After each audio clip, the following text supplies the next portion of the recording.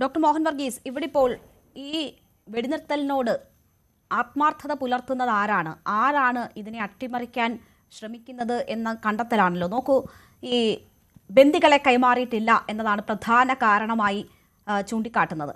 ഇനി 16 പേരെ കൈമാറാനുണ്ട് ഇസ്രയേലിന്. പക്ഷേ അവർ പല ടണലുകൾക്കുള്ളിൽ ആണ് അവരുടെ മൃതശരീരം. അതിൽ നിന്ന് ആ മൃതശരീരം കണ്ടെത്തണമെങ്കിൽ അവിടെ കൂടുതൽ വലിയ എക്യുപ്മെന്റ്സ് കൊണ്ടുവന്നുള്ള തെരച്ചിൽ ആവശ്യമാണ് എന്നത് ഹമാസ് പറയുന്നു. അക്കാര്യം ട്രംപിന് പോലും ബോധ്യപ്പെട്ടതാണ്. അതുകൊണ്ട് തന്നെ ശാന്തമായിരിക്കാൻ ഇസ്രയേലിനോട് ട്രംപ് നിർദ്ദേശിച്ചു എന്ന തരത്തിലുള്ള വാർത്തകളുണ്ടായിരുന്നു. കുറച്ച് സമയം കൂടി നൽകണമെന്നത്.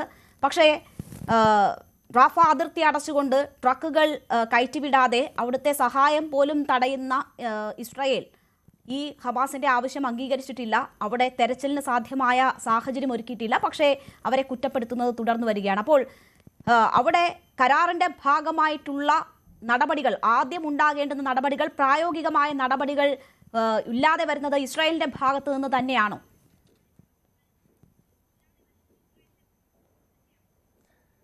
രേണുക, ഈ ഒരു പീസ് പ്രോസസ് ഇത് മാത്രമല്ല, ചരിത്രത്തിലെ മധ്യസ്ഥന്മാരുടെ സഹായത്തോടുകൂടി എത്തിച്ചേരുന്ന ഏതാണ്ട് എല്ലാ സമാധാന സന്ധികളും കണ്ടീഷണലാണ്, ഉപാധികൾ അനുസരിച്ചാണ്.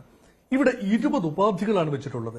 അല്ലെങ്കിൽ 21 ഇനമുള്ള ഐറ്റംസ് ആണ് ട്രംപ് 2 കക്ഷികളുടെ മേലും വെച്ചത്. അതിനെ തത്വത്തിൽ ഒരു മൊത്തത്തിൽ കൊട്ടത്താപ്പ് എന്ന് പറയാം, മൊത്തത്തിൽ ഇസ്രയേലും ഹമാസും അംഗീകരിക്കുന്നു. പക്ഷെ അംഗീകരിച്ചതിന് ശേഷം അവർ കയ്യൊപ്പ് ചാർത്താൻ വിസമ്മതിക്കുന്ന കാഴ്ചയാണ് കണ്ടത്. അതാണ് ശ്രീ പി എം നാരായണൻ കൃത്യമായി സൂചിപ്പിച്ചതുപോലെ ഷാർം എൽ ഷെയ്ഖിൽ ട്രംപ് വിളിച്ചു കൂട്ടിയ ആ ഒരു മഹാമഹം അതൊരു ഷോ ഓഫ് സ്ട്രെങ്ത് ആയിരുന്നു. പാശ്ചാത്യ ലോകത്തിന്റെയും അറബ് ലോകത്തിന്റെയും ഐക്യം എന്ന ഒരു സ്ട്രെങ്ത് അവിടെ നിന്നുകൊണ്ടാണ്. അവിടെ ചൈനയും റഷ്യയും ഇറാനും ഒന്നും അവിടെ ഇല്ലാന്ന് ഓർക്കണം. ഇന്ത്യയുടെ പോലും ഒരു ഹാഫ് ഹാർട്ടഡ് ഒരു പ്രസൻസ് മാത്രമാണ് അവിടെ ഉണ്ടായിരുന്നത്.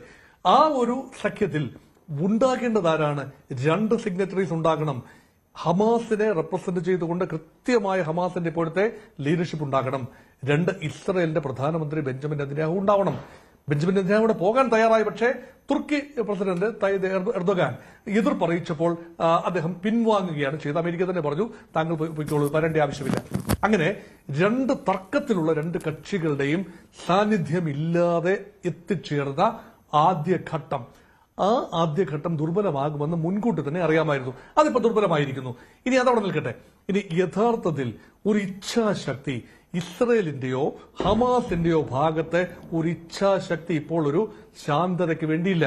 കാരണം സാധാരണ ജനങ്ങൾ പിടഞ്ഞു മരിക്കുന്നത് ഒരുപക്ഷെ ഹമാസിന്റെ വിഷയമല്ല, ഇസ്രയേൽ ഒട്ടും വിഷയമല്ല. ഇവിടെ ഇത് വിഷയം ഹമാസിന്റെയോ ഇസ്രയേലിന്റെയോ അല്ല. വിഷയമെന്ന് പറയുന്നത് സാധാരണക്കാരായ 22 ലക്ഷത്തിൽ പരം ഗാസ നിവാസികളുടെ സുരക്ഷയുടെ വിഷയമാണ് യഥാർത്ഥ വിഷയം. അവിടെ ലോക മനസാക്ഷി ഉണർന്നു. ആ മനസാക്ഷി ഉണർന്നതിന്റെ അടിസ്ഥാനത്തിൽ മാത്രമാണ് അണ്ടർ ഡ്യൂറസ് എന്ന് പറയാനാണ് ഞാൻ ആഗ്രഹിക്കുന്നത്. ഒരു സമ്മർദ്ദമുണ്ട്.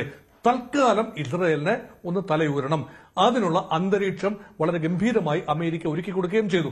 ഹമാസിനെ സംബന്ധിച്ചിടത്തോളം തൽക്കാലം തലയൂരേണ്ടത് ആവശ്യമാണ്. ഒന്ന് റീഗ്രൂപ്പ് ചെയ്യണമെങ്കിൽ അവർക്കും ഒരു ബ്രീതിംഗ് സ്പേസ് ആവശ്യമാണ്. അതുകൊണ്ട് ഏത് മഹായുദ്ധങ്ങളെ പോലെ താൽക്കാലിക ഒരു ആശ്വാസം എന്നതിൽ കവിഞ്ഞ ഒരർത്ഥം 2 കൂട്ടരും പ്രകടിപ്പിക്കുന്നില്ല. യഥാർത്ഥത്തിൽ ഇവിടെ വ്യക്തമായ അജണ്ടകളുണ്ടല്ലോ. ഇസ്രയേലിന് 3 അജണ്ടകളുണ്ട്. അതിൽ 2 എണ്ണം പ്രഖ്യാപിതവും 1 എണ്ണം അപ്രഖ്യാപിതവും. പ്രഖ്യാപിത അജണ്ടകൾ എന്തൊക്കെയാണ്?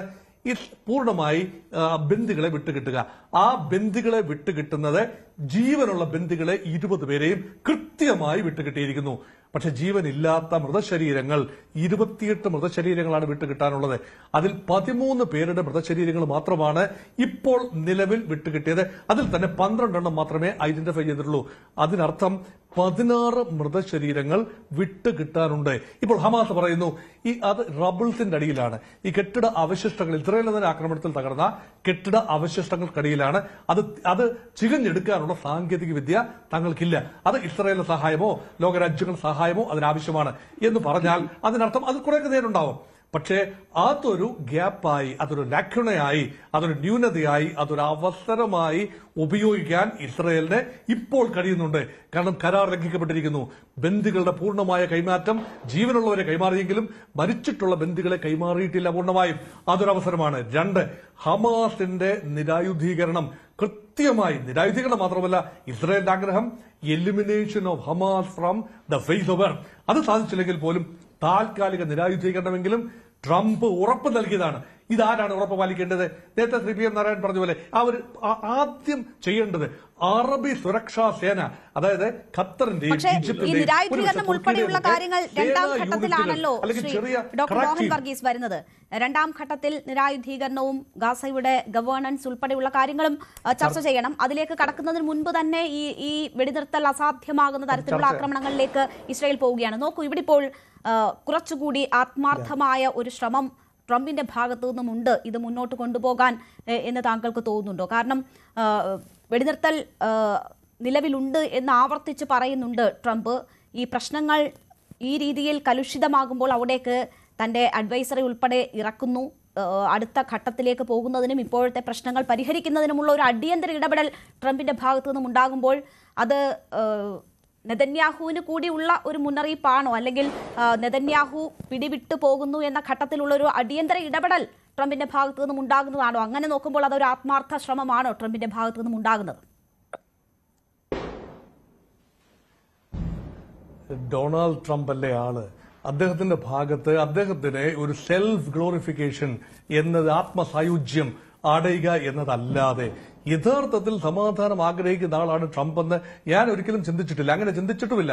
അത് നിഷ്പക്ഷമായ കാര്യങ്ങളെ സമീപിക്കുന്നവർക്ക് ട്രംപിനെ സംബന്ധിച്ചിടത്തോളം തന്റേതായ ഒരു കയ്യൊപ്പ് ചാർത്തപ്പെടണം. ലോകത്ത് നടക്കുന്ന എല്ലാ സമാധാന പ്രക്രിയയുടെയും പിന്നിൽ താനാണ്. അത് ലോക സമാധാനത്തിന്റെ കാവൽ മാലാഖ താനാണ്. ഇതൊരു വ്യക്തിപരമായ ഒരു ക്ലെയിമാണ്. ഈ ക്ലെയിം നമ്മൾ പല ആവർത്തി കണ്ടു. അത് എല്ലാം വിശദീകരിക്കുന്നില്ല. ഇന്ത്യ പാകിസ്ഥാൻ ഉൾപ്പെടെയുള്ള കാര്യങ്ങളിൽ ആ ക്ലെയിം നമ്മൾ കണ്ടു.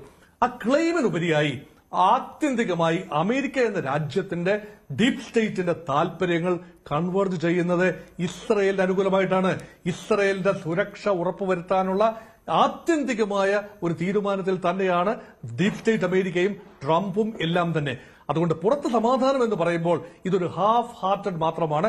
തനിക്ക് നേട്ടമുണ്ടാക്കുന്ന രീതിയിൽ ഒരു വലിയ ആൾക്കൂട്ടം ക്രിയേറ്റ് ചെയ്ത് വലിയൊരു ഓപ്റ്റിക്സ് ക്രിയേറ്റ് ചെയ്തതിനു ശേഷം അത് ക്യാപിറ്റലൈസ് ചെയ്യാനുള്ള ശ്രമത്തിലാണ്. അതുകൊണ്ടാണ് ഇവിടെ രണ്ട് വിഭാഗങ്ങൾക്കും ഇസ്രയേൽ സ്വീകാര്യമാവണം. ഈ പ്രക്രിയ സ്വീകാര്യമാകണമെങ്കിൽ ആത്യന്തികമായ ഉറപ്പുകളാണ്. ആ ഉറപ്പുകൾ എന്താണ്?